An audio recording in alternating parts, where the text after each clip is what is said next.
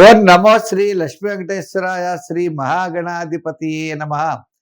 శివాయ విష్ణు రూపాయ శివరూపాయ విష్ణవే శివస్య హృదయగుం విష్ణో విష్ణోశ్చ హృదయగుం శివ యథా శివమయో విష్ణు ఏవం విష్ణుమయ శివ అన్నారు. శివకేశవ భేదం అనేది మనకి లేదు. ఎందుచేతంటే మహాశివరాత్రి పర్వదినం వస్తోంది. ఆ మహాశంకరుణ్ణి ఆరాధిస్తే సమస్తమైనటువంటి ఫలితాలు కూడా మనకి కలుగుతాయట. శివుడు ఎవరిని పూజిస్తాడయా అంటే విష్ణువుని పూజిస్తాడట. విష్ణువు ఎవరిని పూజిస్తాడయా అంటే శివుని పూజిస్తాడట. అంచేత ఇద్దరూ ఒకటే అని చెప్పి మన భావాలు కాబట్టి ప్రతి ఒక్కరు కూడా ఈ యొక్క మహాశివరాత్రి పర్వదినమున ఆ శంకరుణ్ణి పూజించాలట. విష్ణు భక్తులందరూ శివుని పూజించాలట, శివభక్తులందరూ విష్ణువుని పూజిస్తూ ఉంటారట. ఇది ఎంత పురాణాల్లో ఉన్నటువంటి వచనాలు అనుకోండి. అంచేత మనం తప్పనిసరిగా మహాశంకరుడి యొక్క ఆశీస్సులు శివరాత్రి నాడు పొందాలి. ఎవరు పొందాలి అంటే గురుబలం లేని వారు తప్పనిసరిగా పొందాలట. గురుబలం ఉన్నవాళ్ళు ఎలాగ పొందుతారు? గురుబలం లేని వాళ్ళు ఎవరయ్యా అంటే మేషరాశి వారికి గురుబలం లేదు. అలాగే మిథున, కర్కాటక, కన్య, వృశ్చిక, మకర, మీనరాశుల వారికి గురుడి యొక్క బలం చాలా తక్కువ. అంచేత మహాశివరాత్రి నాడు స్వామిని ఏది అడిగితే అది ఇస్తాడట. అంచేత స్వామిని కొలవండి, ఆయన అనుగ్రహం పొందండి. మరి ఆయన అనుగ్రహంతో మన యొక్క వారఫలాలు అనేవి ప్రారంభించబడుతూ ఉంటాయి. అంచేత అటువంటి పర్వదినాన్ని మనం, శివరాత్రి పర్వదినాన్ని మనం సద్వినియోగం ప్రతి ఒక్కరూ చేసుకోవాలి. అంచేత ఈ నెల 15 నుండి మనకి 15 నుంచి 22 వరకు ఉన్నటువంటి గ్రహాల యొక్క పరిస్థితులను అనుసరించి మనం రాశి ఫలాలు తెలుసుకుందాం. కర్కాటక రాశి.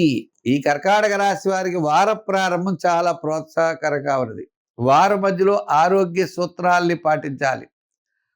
వారాంతం ప్రయాణాదులు ఉండే అవకాశాలు ఉన్నాయి. ఈ రాశి వారు తప్పనిసరిగా మీ యొక్క ప్రయత్నాన్ని ముమ్మరం చేయాలి.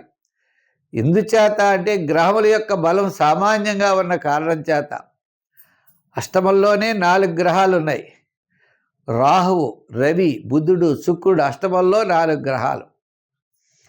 ఇంకా నవమంలో శని, వ్యయంలో గురుడు. ఈ విధంగా గ్రహముల యొక్క బలం చాలా సామాన్యంగా ఉన్న కారణం చేత చిన్న చిన్న ఆలోచనలు సరిపోవు. సామాన్యమైనటువంటి వృత్తులు, సామాన్యమైన వ్యాపారము, సామాన్యమైన వ్యవహారాలతో వెళ్ళండి. అంత పెద్దగా ఇబ్బంది ఉండదు. లేనిపోనిది కొత్త కొత్త ఆలోచనలు పెట్టుకొని కొత్తగా చేయాలి, అలా చేయాలి, ఇలా చేయాలని మీ ఆలోచనలన్నీ పెట్టుకున్నట్లయితే మీరు చాలా ఇబ్బంది పడేటువంటి అవకాశాలు ఉంటాయి. అంచేత పెట్టుబడి విషయాల్లో కానీ, ఆరోగ్య విషయంలో కానీ, నూతనమైనటువంటి వ్యాపార ప్రయత్నాల్లో కానీ, అంటే శుభరూపమైన వ్యయం జరుగుతుంది. గృహం కొనుక్కోవడమో, వివాహాది ప్రయత్నాల వలన, దీనివల్ల వ్యయం జరిగే అవకాశాలు ఉన్నాయి. దాన్ని ఎవరు ఆపలేం. కానీ అనవసరమైన వ్యయానికి వెళ్ళడం, ఇదిగో ఈ పని చేస్తే ఆ లాభాలు వస్తాయట అని చెప్పి పెట్టుబడులు పెట్టడం, అవన్నీ లాస్ అవుతాం. మోసపోవడానికి ఎక్కువ అవకాశాలు ఉంటాయి. అంచేత ఏదైతే నిజాయితీగా ఉంటుందో, ఏదైతే కరెక్ట్ మార్గంలో ఉందో ఆ మార్గాన్ని మీరు ఎన్నుకొని ముందుకు వెళ్ళాలి తప్ప ఏదో కొత్త మార్గం అంటూ వెళ్ళారో ఇబ్బంది పడే అవకాశాలు ఉన్నాయి. అంచేత ఉద్యోగపరంగా నూతనమైన మార్గాన్ని ఎన్నుకోవాలి. నిరుద్యోగులు మీరు అనుకున్న మార్గంలో ఉద్యోగం రాదు, వేరే మార్గంలో వెళ్ళాలి. వృత్తుల వారు కూడా కొత్త కొత్త విషయాలు తెలుసుకుంటూ ముందుకు వెళ్ళాలి.